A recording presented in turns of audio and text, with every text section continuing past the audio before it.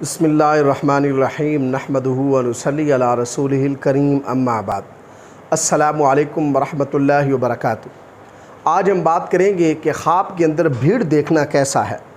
علامہ ابن سیرین رحمۃ اللہ علیہ نے خواب میں بھیڑ دیکھنے کی تقریباً 5 مختلف صورتیں بیان کی ہیں۔ ہر صورت کی الگ الگ تعبیر بیان کی ہے۔ مثلا خواب میں بھیڑ دیکھنا، بھیڑ کا کاٹنا، خواب میں بھیڑوں کا جمع ہونا، خواب میں بھیڑ کو مارنا وغیرہ۔ اگر آپ بھی ان صورتوں میں سے کسی صورت کی یا ان کے ساتھ ملتی جلتی کسی اور صورت کی تعبیر جاننا چاہتے ہیں تو اس ویڈیو کو آخر تک ضرور دیکھیں۔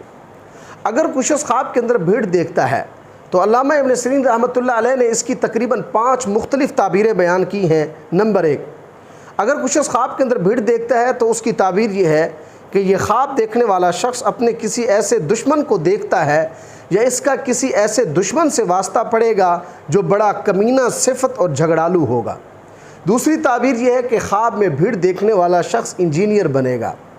تیسری تعبیر یہ ہے کہ خواب میں بھیڑ دیکھنے والے شخص کا سفر میں ڈاکوؤں سے واسطہ پڑے گا۔ چوتھی تعبیر یہ ہے کہ خواب میں بھیڑ دیکھنے والا شخص حرام مال کھائے گا۔ پانچویں تعبیر یہ ہے کہ خواب میں بھیڑ دیکھنے والے شخص کو کھانے کے اندر زہر دیا جائے گا۔